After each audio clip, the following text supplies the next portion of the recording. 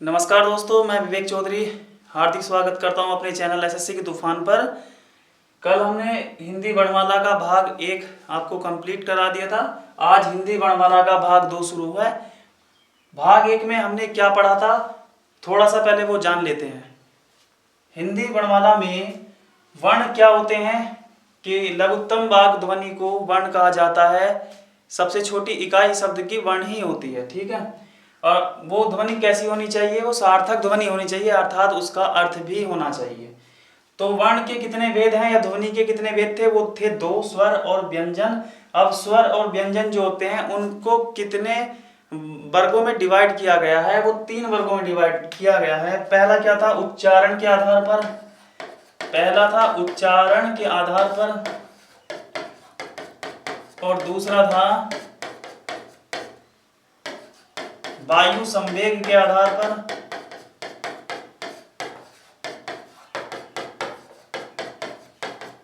और तीसरा कारकत्व के आधार पर। तो पिछली क्लास में हमने उच्चारण के आधार पर कंप्लीट किया था। आज वायु संवेग के आधार पर जो वर्ण होते हैं वो कितने टाइप्स के होते हैं और तारकत्व के आधार पर वर्ण कितने प्रकार के होते हैं, आज वो समझेंगे, ठीक है। तो उच्चारण के आधार पर हमने क्या पढ़ा था कि इसमें जो क वर्ग था, जैसे इसमें क वर्ग था, इसमें क वर्ग में कितने अक्षर या कितने वर्ण आते हैं, इसमें 5 आते हैं, क ख ग घ और अंग। तो ये वर्ण आते हैं इसमें। अब इस वर्ग का जो है क वर्ग का क्या उच्चारण स्थान है, मतलब ये जो है मुख के अंदर के किस भाग से बोले जाते हैं, तो वो क वर्ग को जो रखा गया था वो कंठीय बताया गया है। क वर्ग को कंठीय व्यंजन कहते हैं। इसके सभी 5 जो हैं, क्यों कहते हैं, क्योंकि ये जो 5 वर्ण हैं जब इनको बोलते हैं तो इनके जो है ये कंठ के द्वारा बोले जाते हैं, जो गले के अंदर स्थित होता है उसके द्वारा बोले जाते हैं। इसके बाद दूसरा वर्ग था च वर्ग।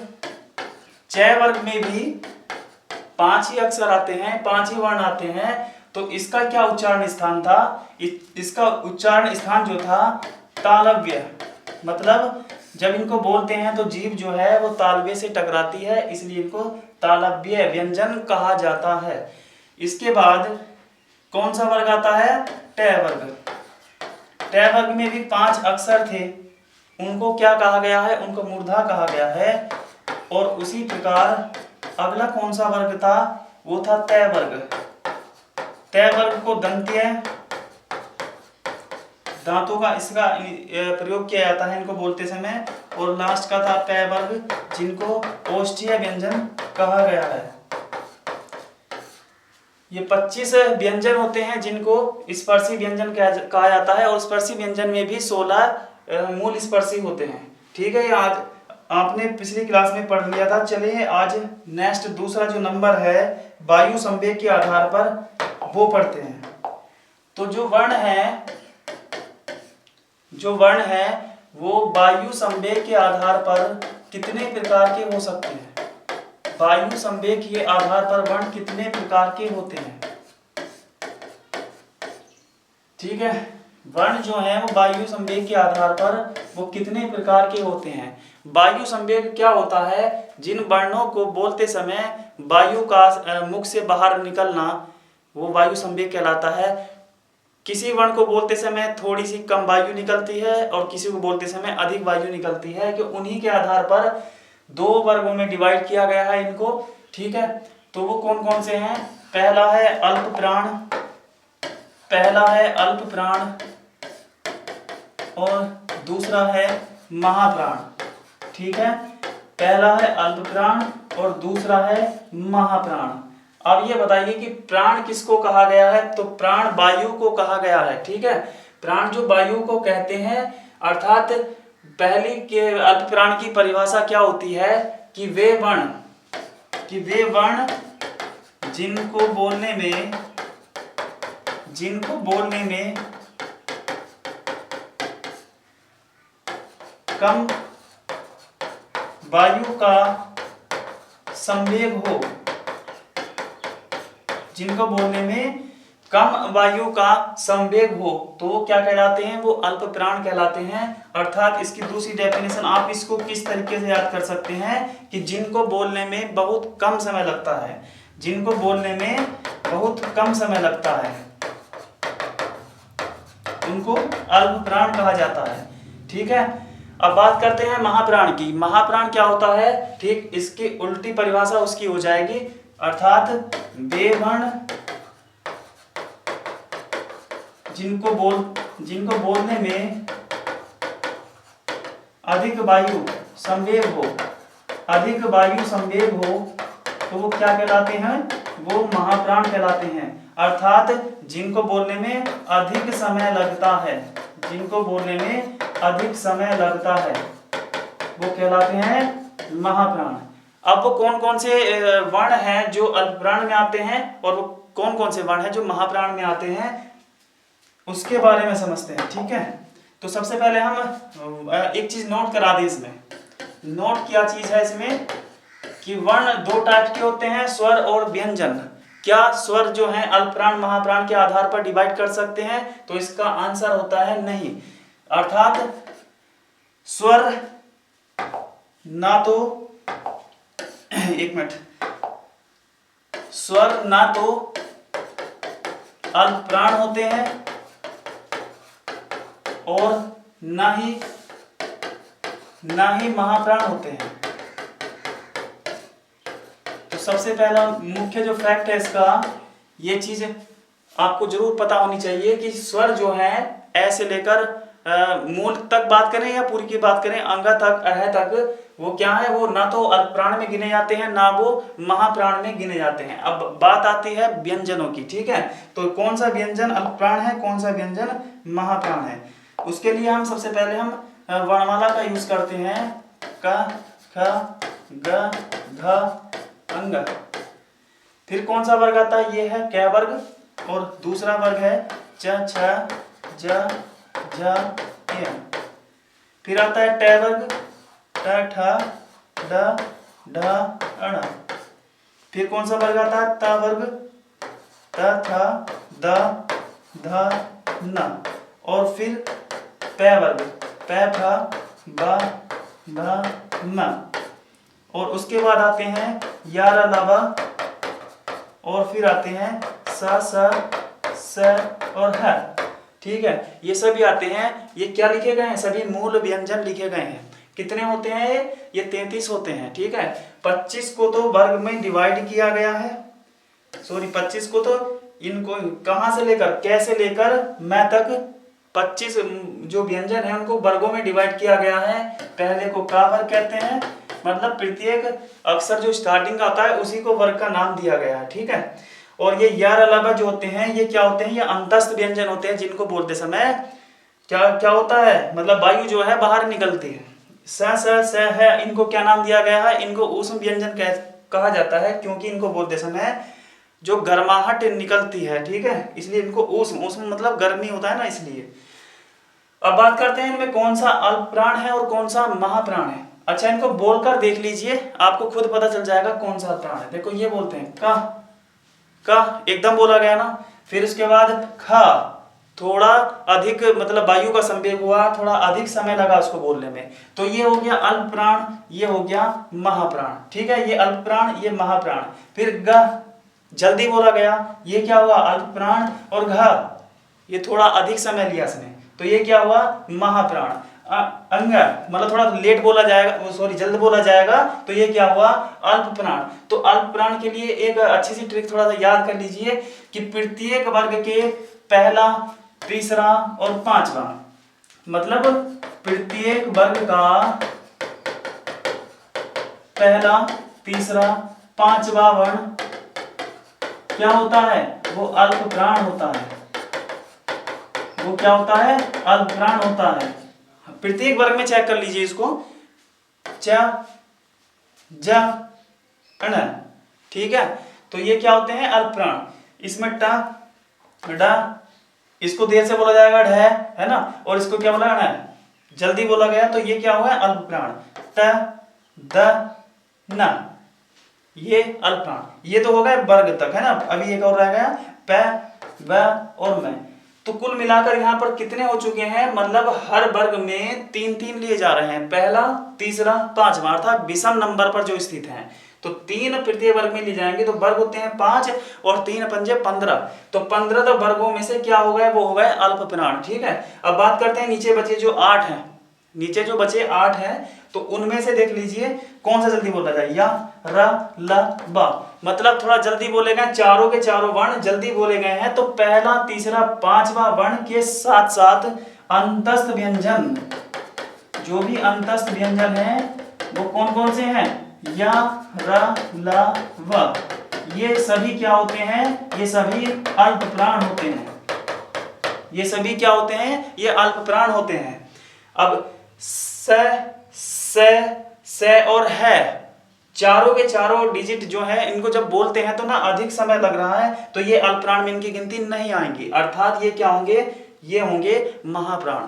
ओके, आपको समझ में आया होगा। अब इसको थोड़ा सा अलग से नोट कर लीजिए। ये वर्णमाला में से हाँ जिक्र करते हैं लास्ट वालों का, जो लास्ट में होते हैं वो क्या होते हैं, संयुक्त व्यंजन होते हैं, तो उनकी भी गिनती इनमें नहीं आती। ठीक है,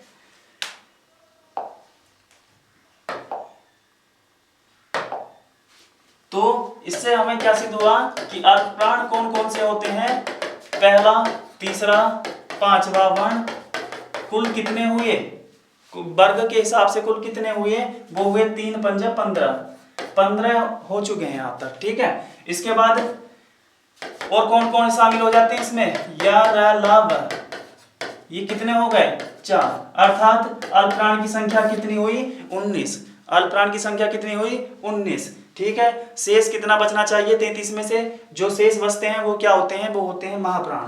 तो अब बात करते हैं महाप्राण की। अब इसकी परिभाषा लिखवाई है कि जिनको बोलने में अधिक वायु का संवेग हो, अर्थात जिनको बोलने में अधिक समय लगता है, वो क्या कहलाते हैं, महाप्राण। तो प्रत्येक वर्ग के कौन कौन से सदस्य बचे हैं, पहला, तीसरा, पांचवा तो ले लिया अल्पप्राण ने, बचा कौन कौन सा, दूसरा और चौथा। ठीक है, तो प्रत्येक वर्ग के दूसरा और चौथा वर्ण क्या होता है, महाप्राण। एक एग्जाम्पल में ले लीजिए, एक तो का में चला गया, का वो चला गया अल्पप्राण में, और खा थोड़ा लेट बोला जाता है ना, खा लेट बोला जाता है, और इसमें से ग अल्पप्राण में चला गया, और ये चला गया घ, वो किसमें है, वो महाप्राण में। ठीक है, तो दूसरा और चौथा वर्ण क्या कहलाएगा, महाप्राण। तो कुल मिलाकर वर्ग कितने होते हैं, 5 वर्ग होते हैं। तो 5 गुणा, अब प्रत्येक में 2 हुआ तो ये कितने हो गए, 10 हो गए। ठीक है, 10 हो गए वर्ग में। अब इसके अलावा यह तो चलेगा किसमें, अल्पप्राण में, जो उसके नीचे 4 बचते हैं स वाले, जो कौन से होते हैं, ऊष्मीय तथा ऊष्मीय व्यंजन। कौन कौन से होते हैं वो ऊष्मीय व्यंजन, कौन कौन से होते हैं, वो होते हैं स और ह। ये भी इसमें जाते हैं, कितने हुए, 4 ये हो गए, 14 इसमें हो चुके हैं, और 19 और 14 कितने हो गए, वो हो गए 33, अर्थात मूल व्यंजन। 33 ही मूल व्यंजन होते हैं, पिछले क्लास में हमने आपको बताया भी था। और इसके अलावा इसमें क्या मेन चीज सबसे पहले क्या नोट कराई है कि स्वर को जो है ना तो अल्पप्राण कहा जाता है, ना ही महाप्राण कहा जाता है। इस प्रकार आपका जो है वायु संवेग के आधार पर जो टॉपिक था इसका, वो आपको समझ में आ गया होगा, अल्पप्राण क्या होते हैं, महाप्राण क्या होते हैं। चलिए नेक्स्ट,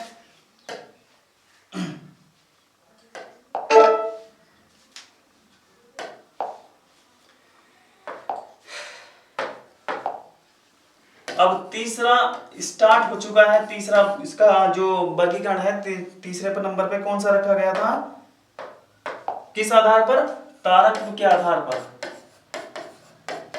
तारकत्व के आधार पर।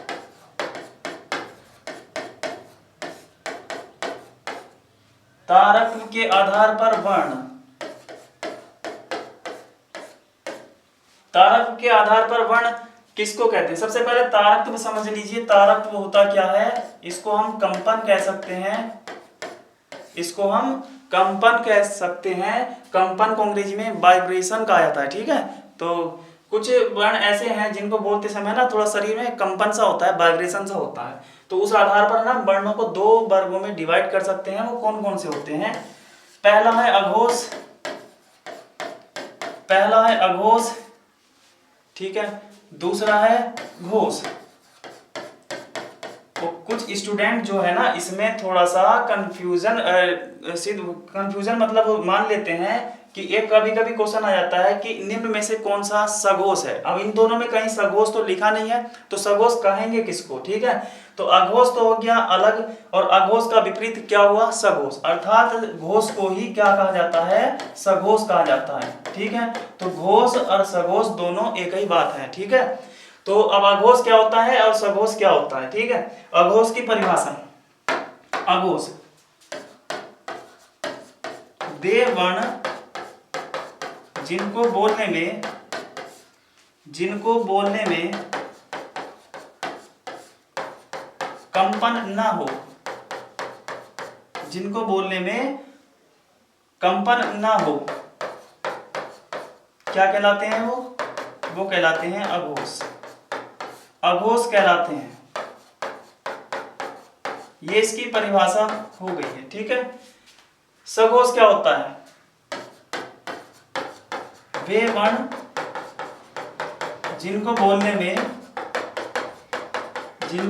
में कंपन पैदा होता है,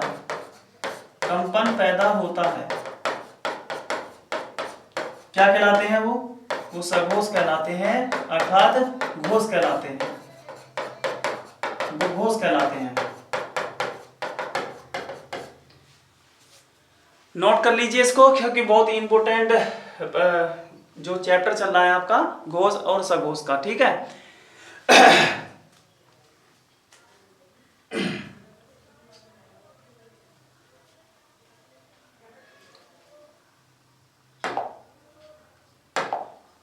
चलिए बात करते हैं। पहला नंबर जो है इसमें सघोष क्या होता है ना।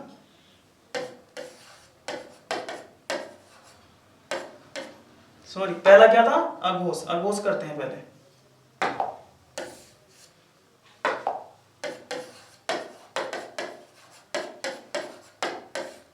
पहला अघोष, क्या परिभाषा बताई थी इसकी? कि वे वर्ण जिनको बोलते समय कोई कंपन पैदा ना होता हो, उसको क्या कहेंगे? उसको कहेंगे अघोष।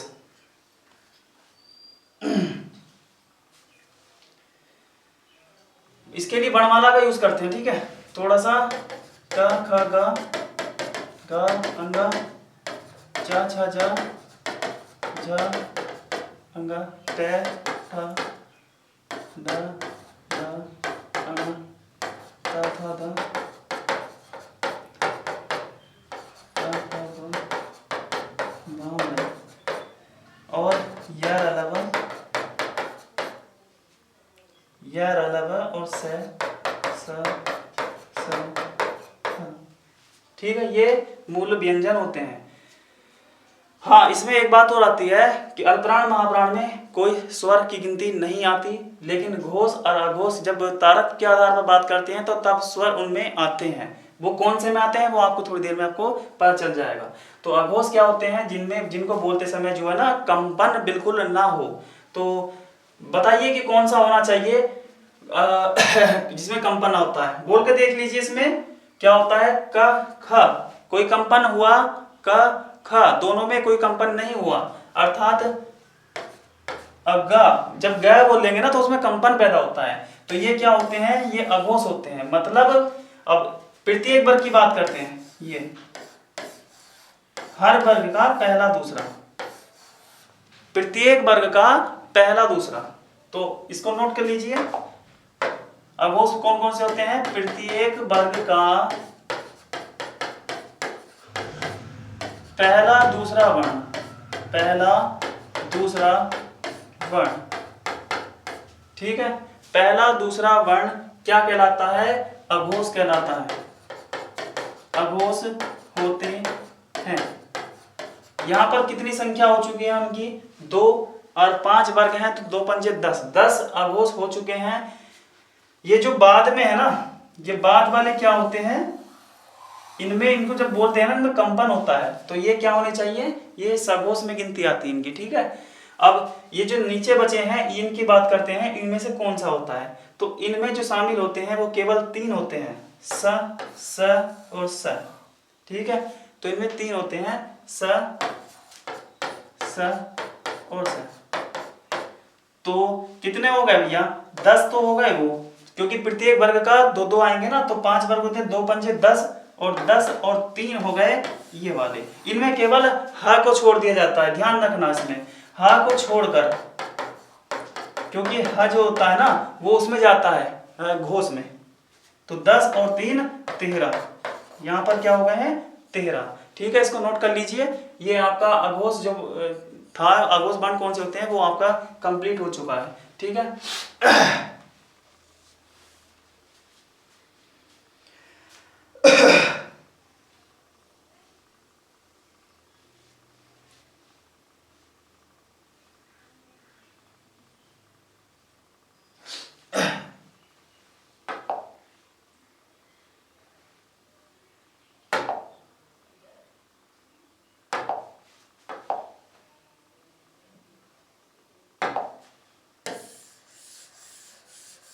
चलिए बात करते हैं सघोष की।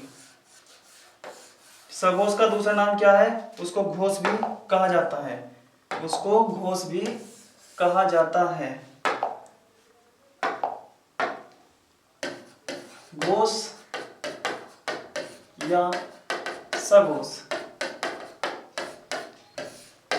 जिनको बोलते समय क्या होता है, कंपन होता है। तो अभी बताया है कि जब पहला और दूसरा वर्ण जो है वो क्या कहलाता है, वो अघोष होता है। जो बाकी बचे हैं ना, तीसरा, चौथा और पांचवा, तो प्रत्येक वर्ग का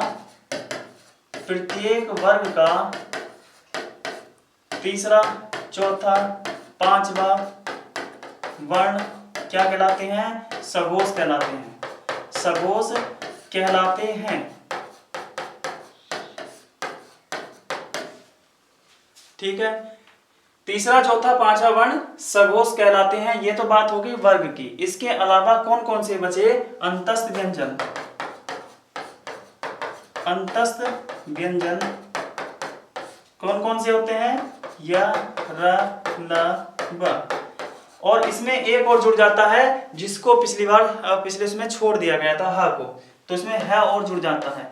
तो कुल मिलाकर इनकी संख्या देख लीजिए कितनी होती है, कि हर वर्ग में 3 आ रहे हैं, तीसरा, चौथा, पांचवा हर वर्ग में 3 आ रहे हैं, तो 5 वर्ग होते हैं, 3 पंजे 15, तो 15 तो हो गए वो वर्ग के आधार पर। और इसके बाद अंतस्थ व्यंजन कितने हुए, 4, और एक बचा है, कितने हो गए भैया, वो हो गए 20। अघोष में कितने थे, अघोष में कितने थे, 2, 2, 4, 6, 8, 10 और 10, 3, 13, तो 20 इसमें हो गए और 13 हो गए, इसमें कितने हो गए 33। अर्थात मूल व्यंजनों को हमने घोष और अघोष में बांट दिया है, ठीक है। अब बात करते हैं स्वर की।